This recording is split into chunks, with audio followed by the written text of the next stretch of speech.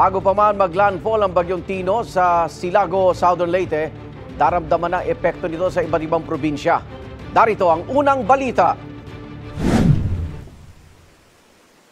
Rumagasa ang baha sa Baay City sa Negros Oriental.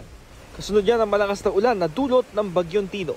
Ang mga residenteng inabot ng ulan sa kalsada, dahan-dahan ang pagtawid sa kulay puting na tubig para hindi sila matangay. Nagpaulan din ang bagyo sa iba't ibang bahagi ng Bohol. Sa bayan ng Tubigon, maraming residente ng mga island barangay ang isinakay sa bangka para dalhin sa evacuation center. Nagsagawa na rin ng preemptive evacuation sa bayan ng Hetafe. Halos 70 pamilya ang inilikas mula sa mga coastal at island barangay ng munisipalidad. Mahigit 150 pamilya naman ang inilikas sa barangay Banawan sa Pio Duran, Albay. Isinakay sila sa mga rubber boat ng Municipal Disaster Risk Reduction and Management Office.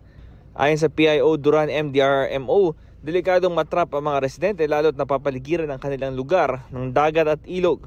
Kinagabihan, bumuhos ang ulan sa bayan. Naranasan din ang malakas na hangin at ulan sa isla ng Bukas Grande sa Socorro, Surigao del Norte. Makikita ang tila pagsayaw ng mga puno dahil sa hampas na hangin.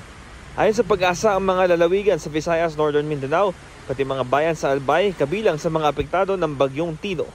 Ito ang unang balita, Bam Alegre, para sa GMA Integrated News.